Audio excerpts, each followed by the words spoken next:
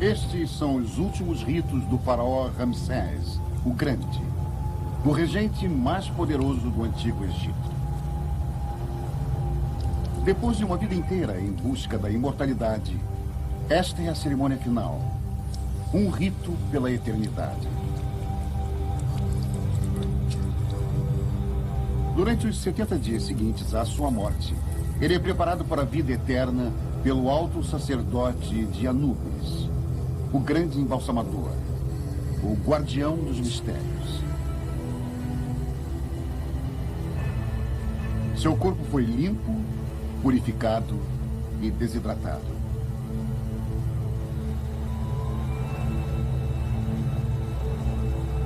Amuletos sagrados, selados numa mistura de mel e resina, vão protegê-lo em sua jornada durante a próxima vida.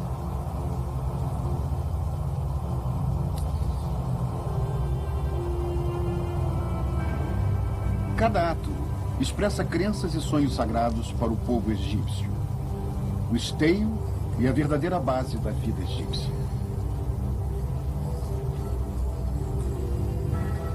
A perfeita preservação do corpo é a chave para a imortalidade. Se a múmia permanecer intacta, e se seu nome for lembrado, então Ramsés nunca morrerá. O esquife do rei é fechado. Permanecerá selado? Viverá Ramsés eternamente?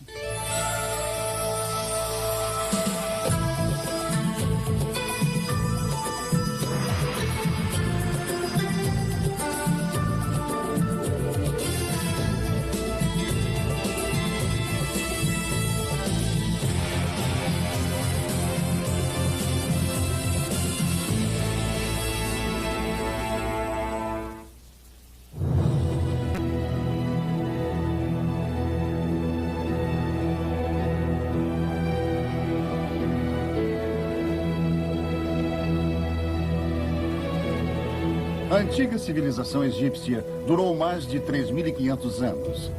Uma das culturas mais duradouras de todos os tempos. Mas o povo queria mais. Queria viver para sempre.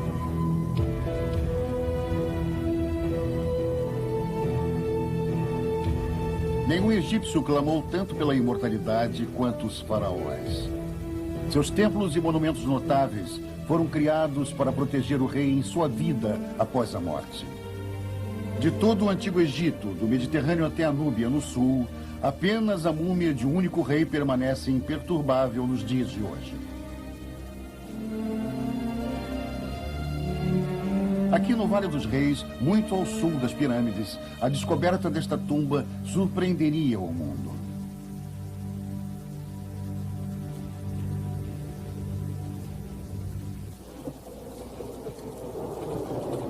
O ano é 1922.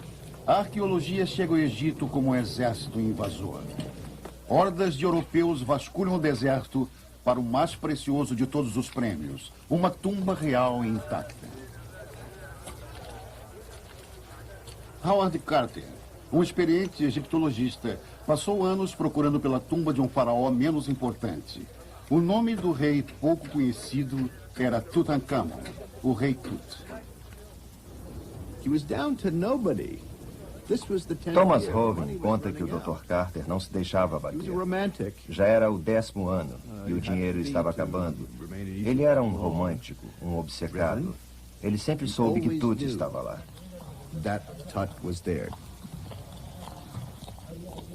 O grande momento de Carter chegou nos primeiros dias de sua 6ª expedição. Ele descobriu indícios de uma cripta que permanecia enterrada embaixo da tumba de um faraó posterior.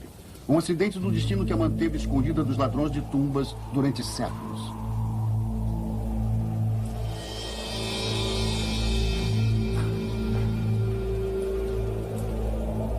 Após tantos desertos, tudo o que estava entre Carter e o que poderia ser a descoberta de sua vida era uma parede selada com gesso há mais de 3.000 anos.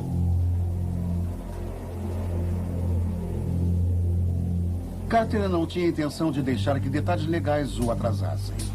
Agora mesmo, sem a devida autorização das autoridades egípcias, ele começou a quebrar a parede.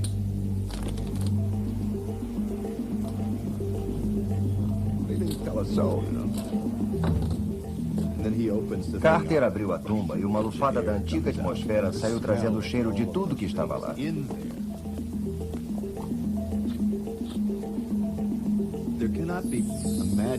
Foi o momento mais dramático na história da arqueologia.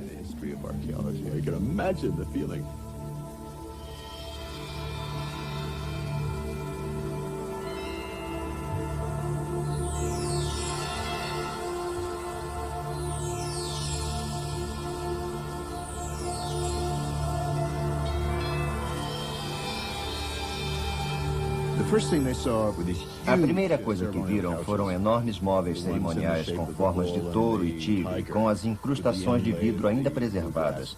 Ninguém havia visto nada parecido com aquilo mesmo nos relevos ou nas pinturas das tumbas.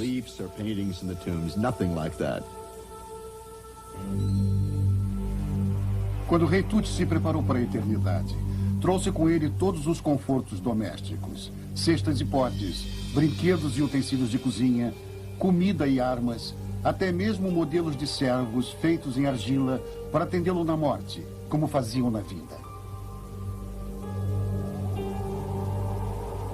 Nada do que é útil nesta vida seria realmente necessário na próxima.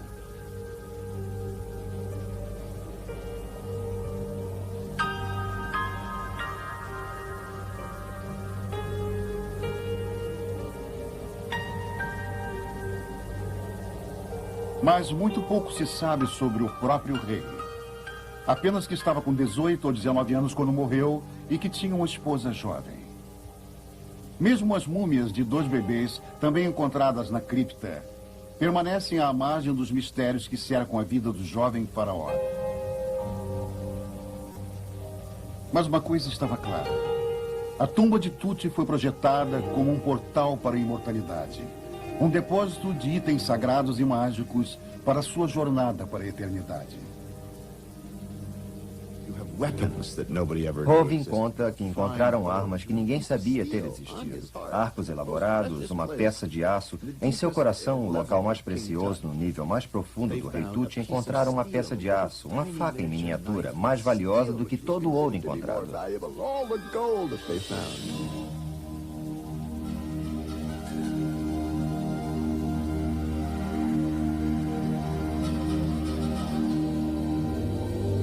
Foi no grande santuário encravado que os mais magníficos tesouros e a múmia do rei Tut foram encontrados.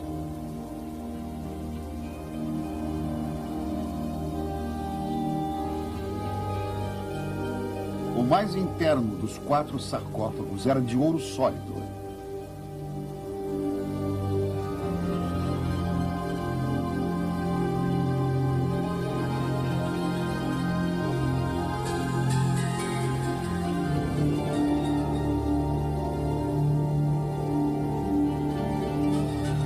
Mas não era o suficiente para garantir o lugar de Tut na eternidade.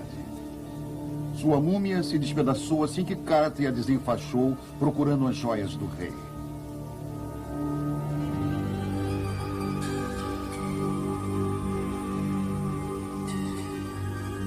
Infelizmente, o rei Tut será lembrado não como um faraó, nem mesmo como um homem, mas como um tesouro.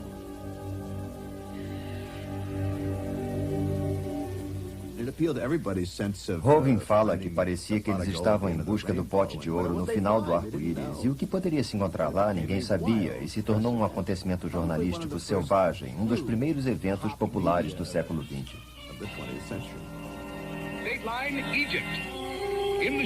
As notícias da descoberta arqueológica corriam o mundo nas vozes excitadas dos narradores da época e transformaram o fato científico numa descrição apaixonada dos mistérios do Egito. Um grande fato jornalístico máximo.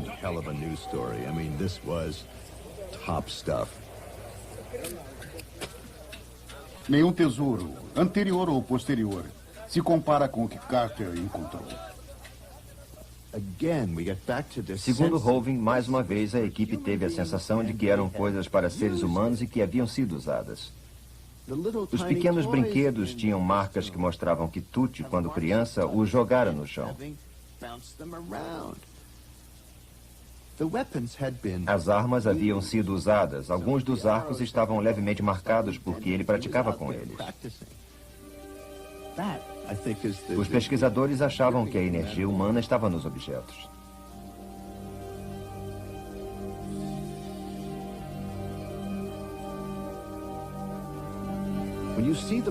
Nos retratos, observa-se que o rei Tutti, neste trono dourado, com sua noiva da mesma idade, de 13 ou 14 anos, em completa felicidade, percebe-se que se amavam pela maneira afetuosa com que um toca o outro.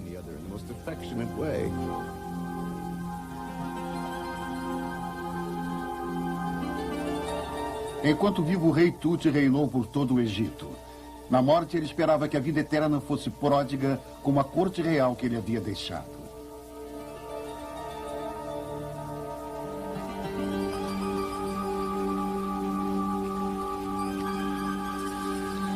Como todos os antigos egípcios, Tutti acreditava que a morte era uma jornada através do Nilo, uma passagem da terra dos vivos ao leste, para a vida eterna na margem oeste do rio.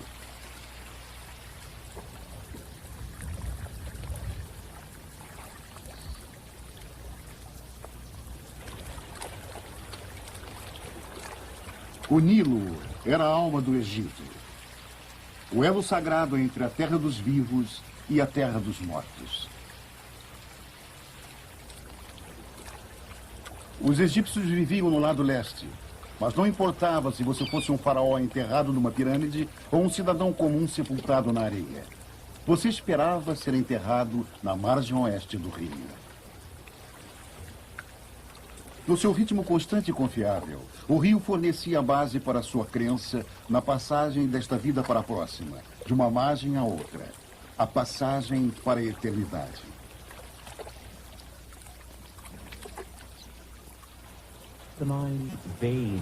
O Dr. Zahi Hawass diz que o Nilo era a veia do coração do Egito. A água que vem da enchente é vermelha, é fértil. Esta é a lama que está indo alimentar a terra do Egito.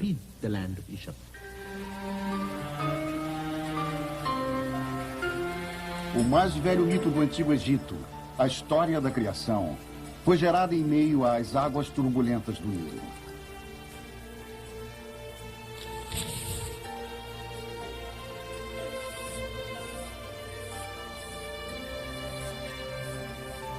No início era o grande deus Horus, o deus falcão que trazia o poder aos faraós. Horus é o deus dos céus, mas ele investe os faraós com o domínio sobre a terra e sobre o povo.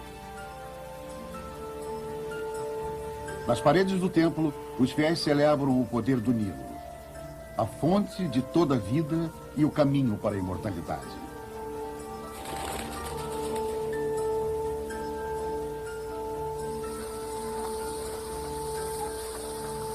As águas do Nilo, a ligação sagrada unindo os faraós ao seu povo, do momento da criação aos dias de hoje. O Dr. Zahi lembra que se você for em qualquer um dos vilarejos do Alto Egito moderno, perceberá que há uma grande semelhança entre o antigo e o moderno. Existe uma continuação entre o passado e o presente.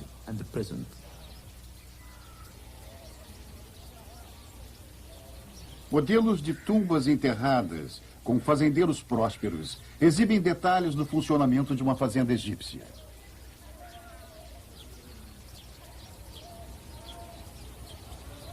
É uma rara visão do modo de vida de 4.000 anos atrás. Mas as vidas do faraó e do fazendeiro, além do seu desejo pela vida eterna, têm pouco em comum e nenhum elemento os separava mais do que a pedra.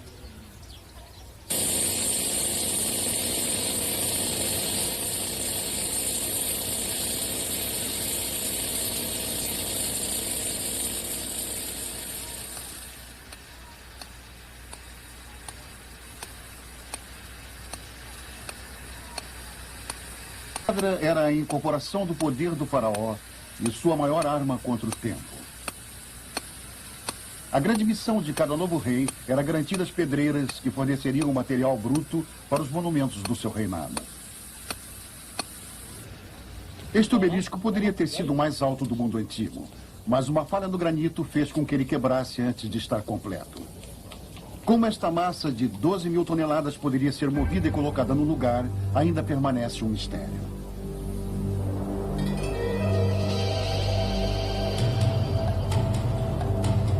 No Egito Antigo, a pedra era o meio para a imortalidade. Era a pedra que assegurava que o nome do rei seria lembrado e sua mortalidade garantida. E um faraó ultrapassou a todos os outros em seus esforços para ser lembrado. Seu nome era Ramsés o Grande. Maior construtor da história do Egito, Ramsés reinou até o seu 19º ano. Seu harém, abarrotado de rainhas, esposas e concubinas, incluía 3 filhas e uma irmã.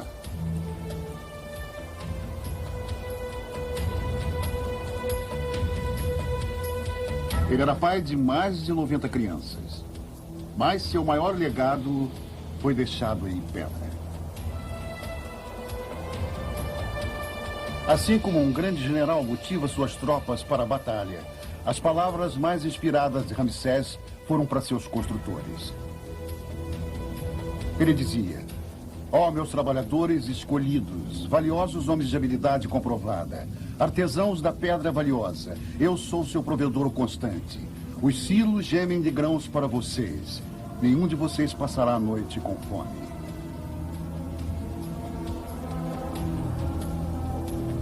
Mas mesmo os monumentos de pedra de Ramsés perderam a luta contra seu último inimigo, o templo. Através do rio vindo de Luxor, no templo construído para preservar sua memória, a estátua de Ramsés jaz deitada, seu corpo desgastado. Sua cabeça descansa aos pés dos deuses, cujos poderes não protegeram o legado do mais poderoso rei do Egito. O templo onde o nome de Ramsés seria mantido para sempre, agora está vazio.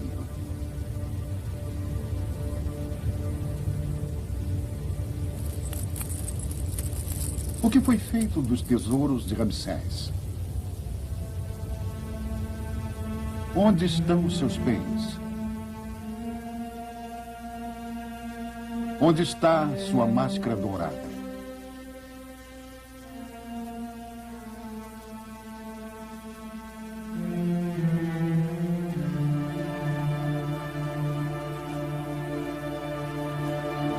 Só isso sobreviveu. Esta é a múmia nua do antes poderoso Ramsés.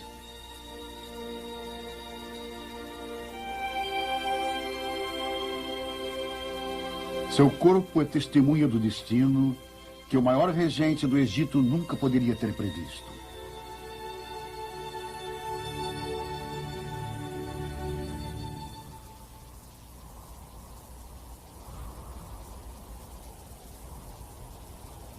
Em torno do ano 550 a.C., a era dourada da civilização egípcia havia passado e o decadente Império Romano agora dominava o Egito.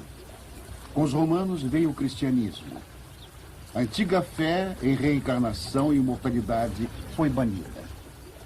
Mas um último bastião de antigo conhecimento e as crenças egípcias permaneciam. Este santuário retirado chamado Templo de Philae.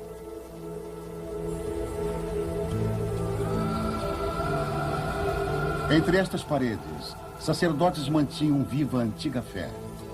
Eles ainda oravam para a deusa Ísis, mãe de Horus, o deus falcão, e ainda praticavam os rituais que prometiam a imortalidade.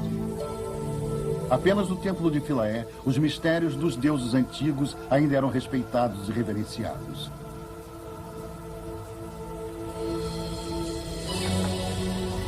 E apenas estes homens santos ainda podiam ler os antigos escritos, os hieróglifos escavados nas paredes.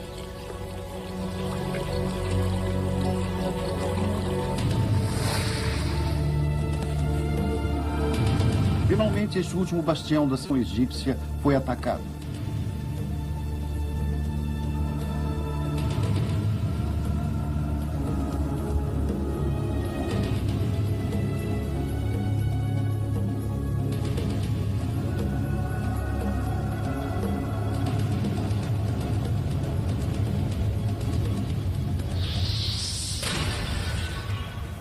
Um grupo de fanáticos cristãos, ultrajados pela continuada adoração a deuses pagãos, assaltou os sacerdotes, quebrando o último elo vivo com os faraós.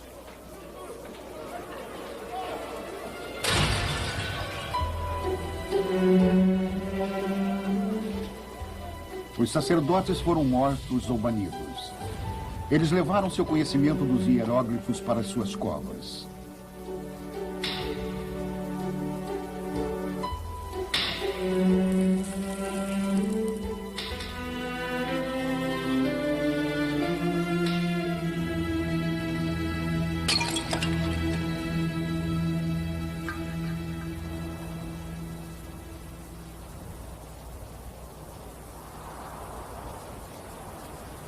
Os sonhos do Egito haviam sido destruídos. Os segredos divinos dos faraós adormecidos, sua busca sagrada pela imortalidade, tudo perdido, talvez para sempre, sob as areias inconstantes.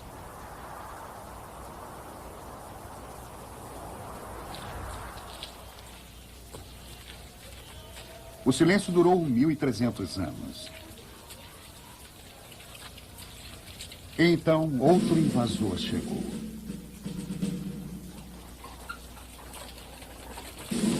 Em 1798, Napoleão Bonaparte trouxe seus exércitos para o Egito, buscando o império e o conhecimento. Com seus soldados veio um seleto grupo de cientistas e artistas para estudar e registrar o que restou do antigo Egito. Após um ano de ocupação francesa, uma tropa que demoliu uma parede fez uma descoberta notável.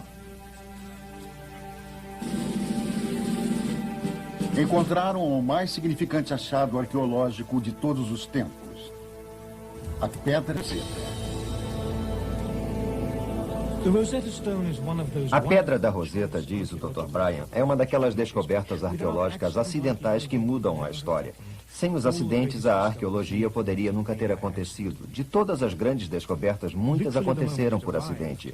No momento em que ela chegou ao Instituto Francês no Cairo, os especialistas reconheceram o caminho pelo qual poderia ser possível decifrar os hieróglifos, porque havia palavras escritas em grego.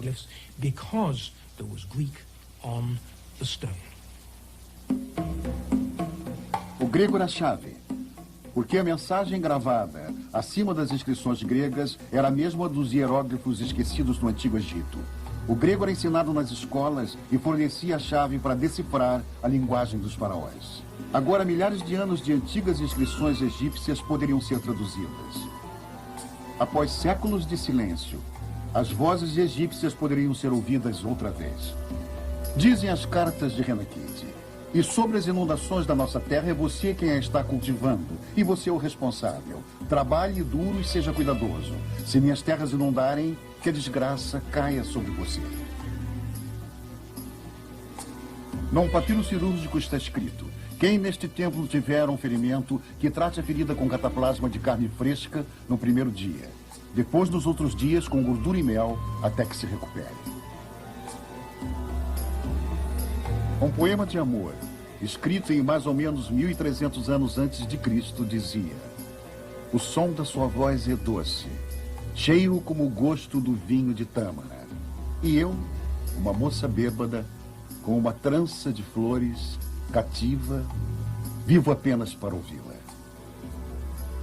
A descoberta da Pedra de Roseta, junto com a pintura dos artistas de Napoleão, forneceram ao oeste uma janela para a terra mágica dos faraós. Reis que construíram monumentos magníficos e que, ao que se dizia, tinham aprendido o segredo da vida eterna.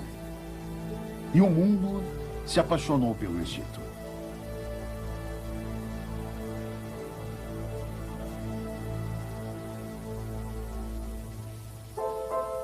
Agora, turistas e místicos, caçadores de tesouros e arqueólogos, todos chegam ao Vale do Nilo. Em 1849, Florence Nightingale disse: os colossos não parecem tão colossais. Ao contrário, eles estão em equilíbrio com tudo em torno deles, como se eles fossem do tamanho natural do homem e nós anões. Jean-Jacques Ampère, em 1868, disse que as proporções do templo nos fazem imaginar um gigante enterrado até a cintura, com sua cabeça e ombros acima da ridícula estatura do homem. Ficamos maravilhados.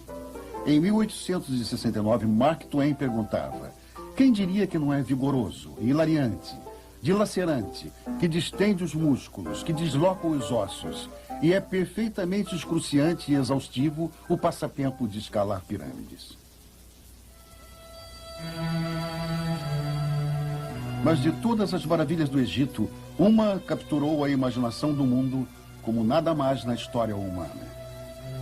No platô do deserto de Giza, sobrevivendo estoicamente aos ventos turbulentos e às areias abrasivas de quase 5.000 anos, elas definem esta sociedade que sonhava com a imortalidade.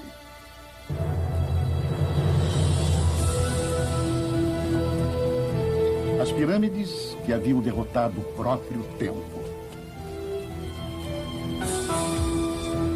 O símbolo mais conhecido no mundo da glória do antigo Egito, construídas como tumbas e depois estripadas, roubadas, agredidas pelos séculos e ainda resistindo. Existem mais de 2.300.000 blocos de arenito na grande pirâmide de Quéops. Cada pedra pesando entre 2 e 15 toneladas. Sua base é um quadrado quase perfeito.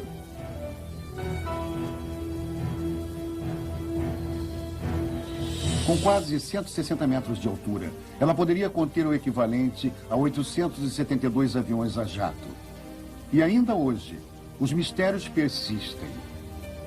De onde veio a tecnologia? Como eles puderam mover uma quantidade tão grande de pedra antes da invenção da roda?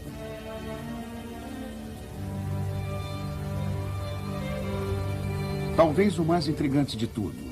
Quem teria imaginado que tudo isso seria possível?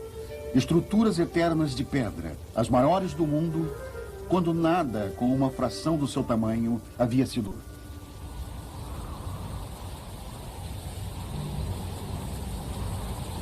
A resposta repousa a quase 15 quilômetros ao sul, entre as tumbas do antigo reino de Saqqara e a pirâmide em degraus do rei Djoser, a primeira construção de pedra de todo o mundo.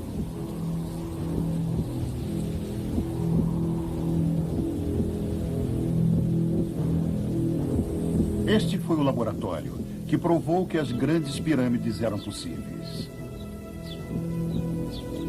Diferente de qualquer coisa que o mundo já havia visto, era um feito tão notável de engenharia que seu arquiteto Imhotep foi proclamado Deus.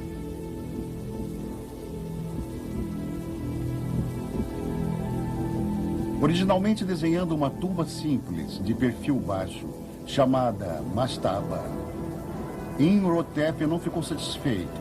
Ele adicionou uma camada e depois outra e outra, como se estivesse construindo degraus para o céu.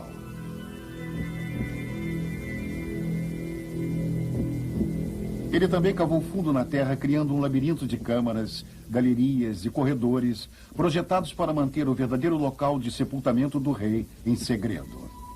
E proteger a múmia real de ladrões de túmulos. Passagens escuras e serpenteantes, cada curva, cada detalhe, ainda hoje dão a impressão de que o que Imhotep projetou era intransponível.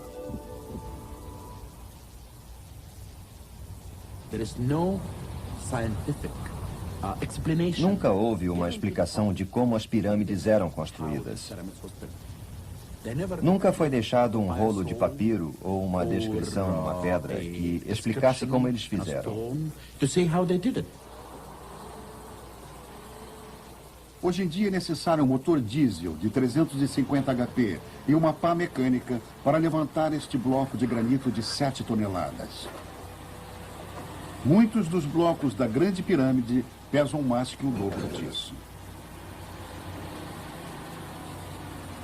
Apesar de nenhuma descrição narrativa ter sido encontrada, contando como estes monumentos maciços de pedra foram criados, este desenho numa tumba contém pistas impressionantes. Ele mostra os 160 trabalhadores necessários para mover uma simples estátua. quanto mais deve ter sido necessários para construir uma pirâmide. Muitos acreditam que as pedras foram movidas em enormes trenóis sobre caminhos cobertos de lama. Outros acham que troncos roliços foram usados, ou mesmo que canais foram construídos desde o Nilo e as pedras levadas em barcaças. Supõe-se que rampas foram usadas para elevar as pedras ao lugar. Mas como eles construíram nessa escala, com esta estranha precisão? É a maior maravilha desta maravilha do mundo. As pirâmides foram construídas para abrigar os faraós para a eternidade. Mas as pedras falharam. A tumba se tornou um marco, atraindo tantos ladrões quanto repelia. E o Egito se tornou uma terra assolada por caçadores de tesouros. Não havia maneira de evitar os saques e pilhagens.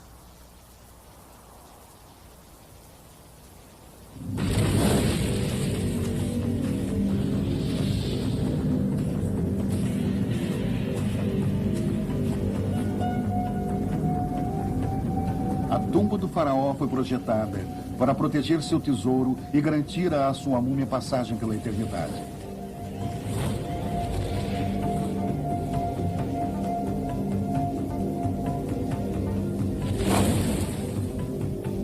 Mas a atração pelo tesouro real era irresistível.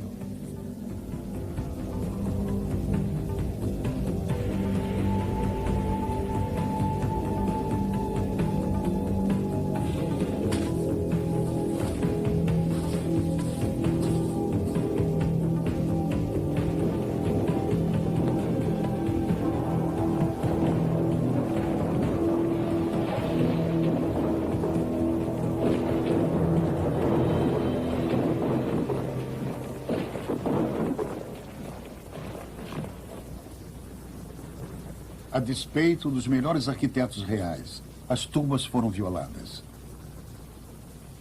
As grandes paredes de pedras não protegiam os reis da ganância do coração dos homens.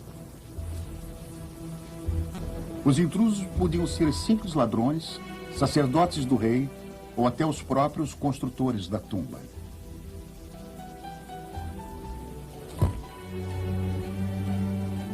Uma transcrição de uma tentativa real encontrada em antigo papiro revela sua ganância. Amon-Panafer de Karnak, um dos construtores do templo, deixou escrito: "Nós arrombamos e encontramos o faraó deitado no fundo da tumba. Roubamos todos os seus pertences de ouro, prata e bronze e os dividimos entre nós." E os saques continuaram através dos séculos. Na pilhagem desenfreada do século XIX, nada era sagrado. A gigantesca cabeça de Ramsés foi arrastada pelo deserto e levada para o Museu Britânico. Em 1880, Giovanni Belzoni disse que encontrou a cabeça perto do que restou do seu corpo e cadeira, aparentemente sorrindo para ele por pensar em ser levada para a Inglaterra. Até mesmo um homem da ciência, o arqueólogo francês Auguste Mariette, deixou um rastro de destruição no seu despertar. Aluno brilhante, Mariette descobriu a tumba muito perdida de um culto que adorava animais sagrados há 3.000 anos atrás.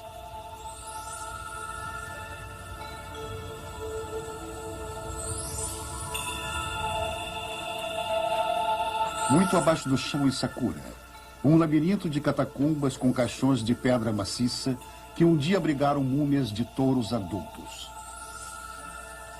Cada câmara de granito pesava 80 toneladas. Mesmo assim, haviam sido roubadas. As tampas abertas em tempos remotos por uma força que Mariette nem conseguia imaginar.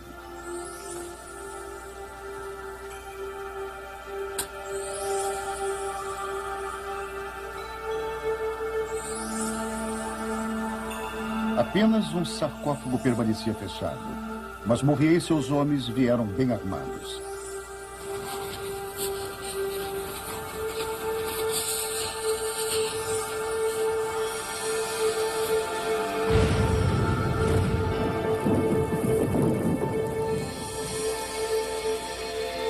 Produto de seu tempo, tão ávido por tesouro quanto por conhecimento. vergonhosamente indiferente à profanação que poderia causar as tumbas sagradas. O Dr. Hovind diz que na época da pilhagem aberta era como dizer, vamos pegar a maior quantidade que pudermos. E eles explodiam com dinamite para atirar e depois deixavam cair no Nilo. Eles podiam colocar dinamite no vértice de uma pirâmide e explodir só para ver se havia um buraco e se perguntavam se estavam perto de uma câmara mortuária.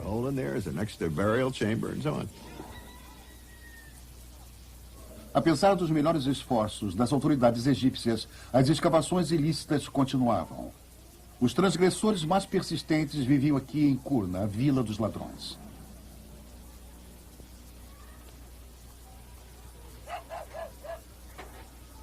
Durante gerações, mercadores de todo o mundo vieram a Kurna para adquirir peças do passado egípcio.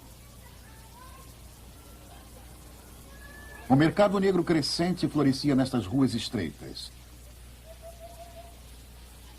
Em Kurna, o comércio de antigos tesouros se tornou meio de vida. Quando o jovem Hussein Abud El-Rassul muitas vezes cavou artefatos ilícitos.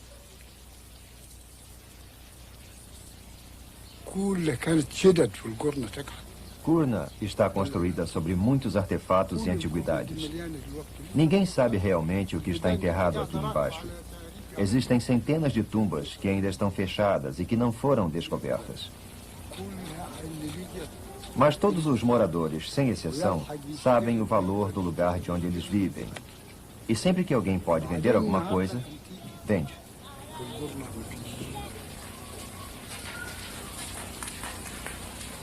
A cidade está localizada no antigo cemitério.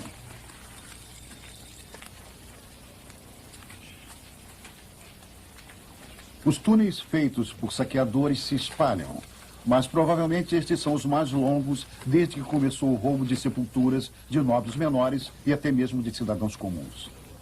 A cidade dos ladrões ganhou sua reputação, mas o pior dos saques não é o trabalho dos amadores. É a pilhagem com certificado. A pilhagem em nome da arte e da ciência. A pilhagem para encher os museus nacionais de todo o mundo. O Dr. Hovind diz que os administradores dos museus são treinados para obter. Eles fazem três coisas. Eles obtêm, exibem e divulgam. Mas a coisa mais encantadora é obter. E o ressentimento das pessoas que vivem nos países onde foi feita a pilhagem finalmente chegou ao ponto onde tudo foi encarado seriamente pelo poder industrial, que eram os colecionadores. Nós, continua o Dr. Hovind, não queremos mais nada deste roubo. E vocês que são estudiosos, vocês que são administradores, vocês que colecionam, vocês estão contribuindo para um comportamento criminoso quando dizem eu compro qualquer coisa. Vocês podem nunca encontrar os agentes ou mesmo os cavadores noturnos, mas com certeza vocês podem encontrar as pessoas que dizem esta é a nossa mais nova aquisição e colocar a peça num pedestal em Nova York ou Berlim ou em qualquer outro lugar. Isso é muito embaraçante. O Dr. Zahi enfatiza que eles sabem que a civilização egípcia não pertence somente ao Egito, mas sim a todos em todo o mundo.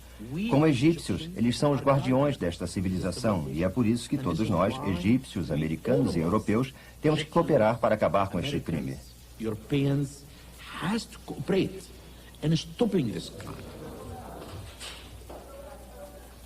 Agora, o trabalho do setor de antiguidades da Polícia do Egito é proteger a rica herança do país. Em seu quartel-general no Cairo, o coronel MacLeod lidera uma experiente equipe de investigadores que talvez seja a melhor do ramo. O coronel MacLeod diz que qualquer roubo, grande ou pequeno, constitui uma ameaça à sua cultura e à sua herança. É uma grande responsabilidade. Eles não estão apenas combatendo um crime, estão protegendo o seu passado. Ele diz que ama esta cultura e que quando segura uma estátua nas mãos, está segurando um pedaço de sua herança. Ele sente a continuidade entre o presente e o passado. Mas apesar dos grandes esforços da Polícia de Antiguidades, a pilhagem continua.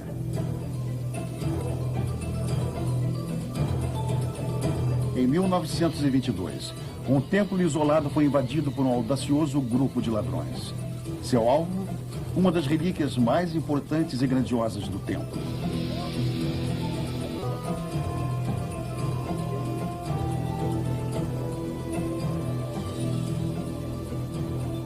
coronel conta que receberam uma denúncia do roubo da cabeça de uma estátua numa área a mais ou menos 18 quilômetros a oeste de Assuan, quase no meio do deserto, muito difícil de ser alcançada.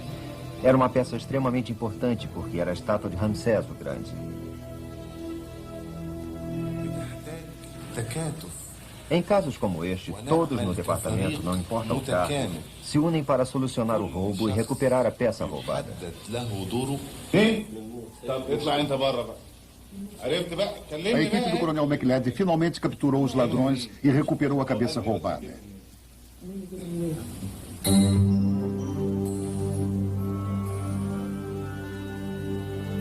Mas o dano já estava feito.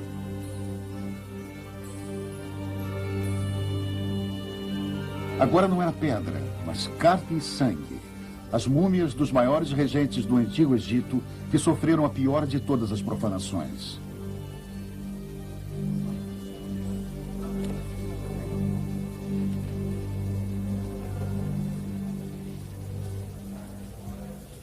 Os faraós não foram deixados em paz.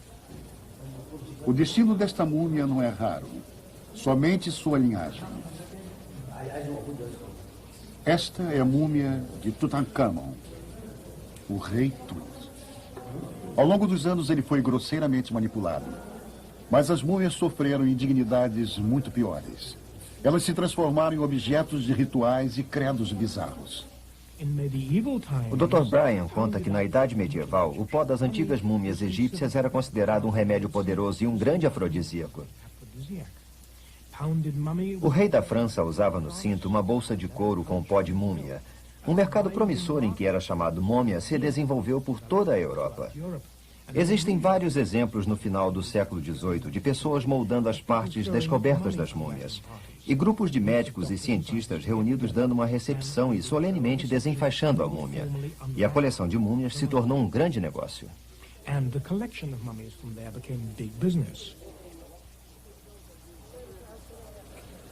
Por mais de 1000 anos, seres humanos foram tratados como peças de exposição, extravagâncias históricas, esteios para feiticeiros baratos. Mas uma outra descoberta acidental, há mais de um século atrás, mudaria para sempre a maneira de tratar as múmias. Ironicamente, o impressionante achado foi feito sobre a cidade de Kurna, a cidade dos ladrões. Aqui, numa caverna, repousavam os esquifes de 32 reis e rainhas, inclusive a múmia de Ramsés, o Grande. Há 3000 anos atrás, seus sacerdotes reais cuidadosamente identificaram cada regente e esconderam seus restos mortais nesta câmara secreta.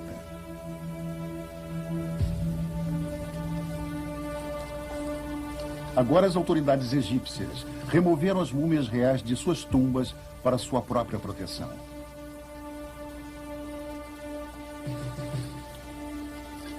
E esta coleção de antigos regentes formou uma procissão fúnebre, única na história humana.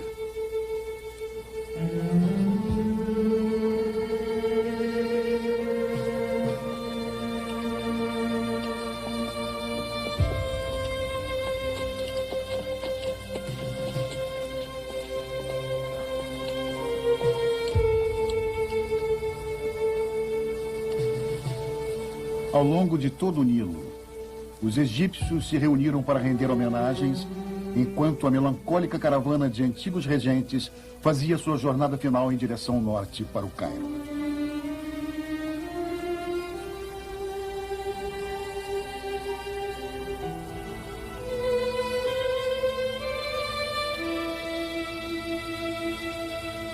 Hoje, um século depois, Ramsés e todas as múmias reais repousam na galeria superior do Museu do Cairo.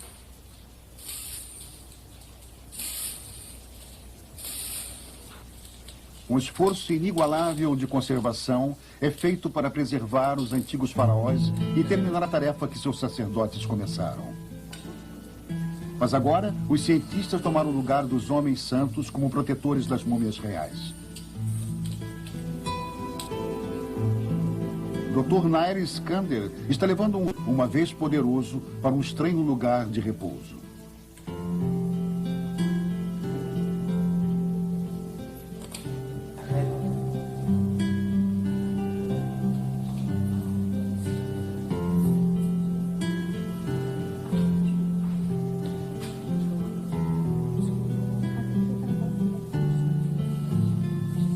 aço e vidro substituíram a pedra e as joias de sua tumba original. A caixa será enchida com gás inerte para reduzir futuros danos às múmias.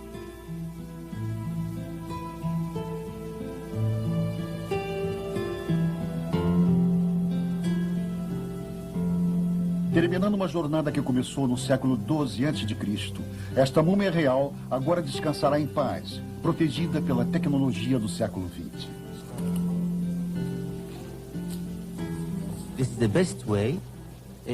O Dr. Skander explica que esta é a melhor maneira de simular a atmosfera do interior da própria tumba. E todas as vezes que ele a vê, ele tem uma sensação profunda de que ficar cara a cara com este homem é um momento para ser lembrado por toda a vida. Ele acha muito difícil explicar coisas como esta, mas ele se sente parte disso tudo. É a história do Egito. É a própria história do mundo. It's our history, and now it's world history.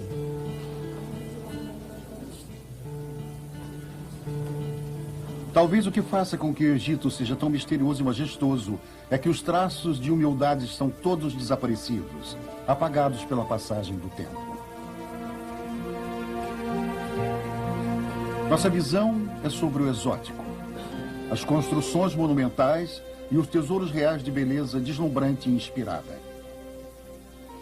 O que sobrevive dos lugares de repouso de rainhas e reis são as fabulosas decorações dos sacerdotes e feiticeiros. Mas o que nos prende de verdade são as múmias, as faces preservadas de homens e mulheres que viveram vidas inteiras e que morreram na esperança de que suas vidas perfeitas ao longo do Nilo nunca terminariam realmente.